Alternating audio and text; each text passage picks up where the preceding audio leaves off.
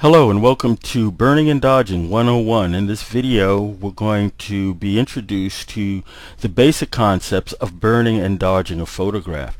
This goes back to the wet darkroom, where we would use an opaque piece of material and place that in front of the light from the enlarger lens, and that would control how light or how dark certain areas of our photographic paper would become by the intersection of that opaque material with the light and the photographic paper.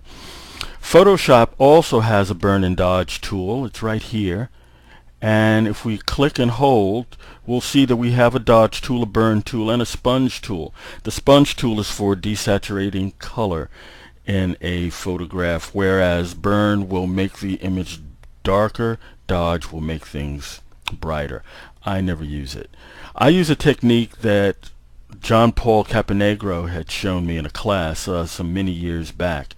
And the way we do that is we make a new layer by going down to the new layer icon in the layer palette, and I'm just going to click on that, and then we're going to come up here to blending mode and change this from normal to soft light. Now the way this concept works, anything that's brighter than 50% gray will translate as becoming a lighter tone in the photograph. Anything that's darker than 50% gray translates as being a darker tone or made darker in the photograph. So what I'm going to do right now is just show you that I'm at 100% opacity, and I'm just going to click, and you'll see that when I click that the areas that are painted with white become brighter in the photograph. If I switch to black, and I'm just use the X key to do that, when I click I will make areas darker within the photograph. Let me turn off the bottom layer, and you can see how that operates. Okay, and that's it. That's pretty much burning and dodging. Now we're going to finesse this technique just a little bit by using a new layer once again, changing that from normal to soft light, and with our brush tool this time what we're going to do, instead of using that hard edge brush like that, we're going to soften the edge by using the shift key and the left bracket key, and you'll see that our brush is becoming softer. Next, I'm going to make the brush a slightly bit bigger, and I'm going to hit the right bracket key, and that will do that on the fly, so we don't have to leave the image and go up to the menus to do that. Now the other thing that I'm going to do is I'm going to pull this edge out a little bit so that when I am painting close to the edge my brush won't disappear. See how the brush disappears when you do that? Okay, and finally I'm going to change the opacity from 100%. I'm going to change that down to about 20 to 25%. Usually I like to start somewhere between 20% and 35%. You don't have to be exact with that, and this is just a starting point. Okay, that's all that is. And now what we're going to do is we're going to go in here and start painting, and as I paint the image is slowly going to start getting darker. Okay, the nice thing about this is I can actually go into areas. I'm going to make the brush a little bit smaller here. Whenever you see the brush getting smaller, I'm just using the left and right bracket keys. Okay,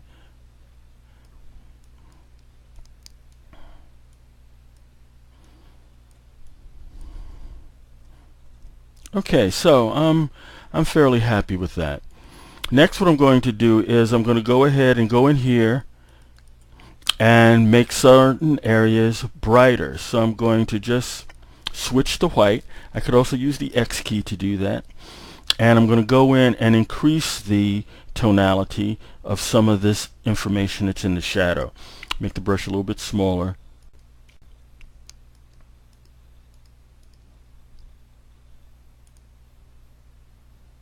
And that's pretty good. I kind of like the way that looks. Okay. Next, what I'm going to do is I'm going to make a brand new layer. Change it to soft light once again. And I'm going to paint with black, and I'm just going to make the overall picture slightly darker, with a little bit more control than using the vignette tool, and also a little bit more finesse than using curves and levels. So I'm going to hit the Control and the minus key. That will make the whole image slightly smaller. And now I'm going to make my brush big, because I'm going to do this in fairly large swashes. And what I'm going to do is just, paint with black.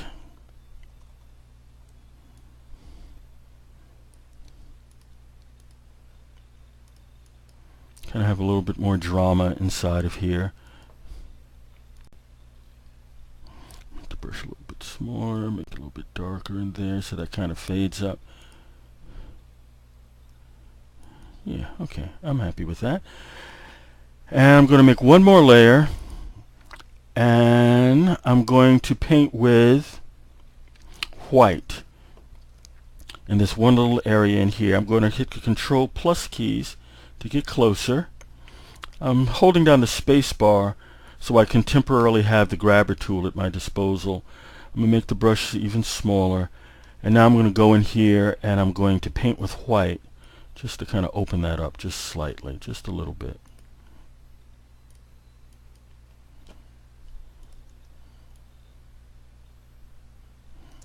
And I'm going to switch back to my overall dark layer, go back to black in just this little area.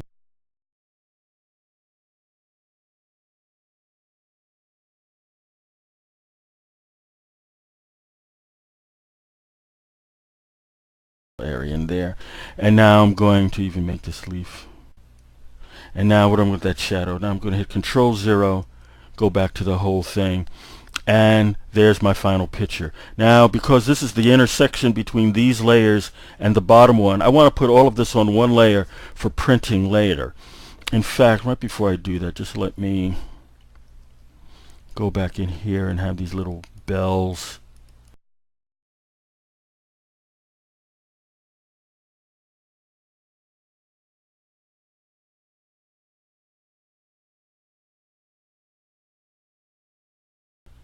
Coming out. And now what I'm going to do is I'm going to hold down the Control, Alt, Shift, and the letter E key to put everything on one layer. And on a Mac, that would be the Command, Shift, Option, and the E key. And now I'm going to turn all these off just so we can see going from, this is what we started with, and this is what we ended with. Okay? And I did another video where we were using blending modes well, we weren't really using blending modes. We were using layer mask to control this. For synthetic subject matter, that works really well. For more organic subject matter, the burn and dodge technique works a little bit better. And so with burning and dodging, we can control the tonality of our image, and that's the real power of burning and dodging.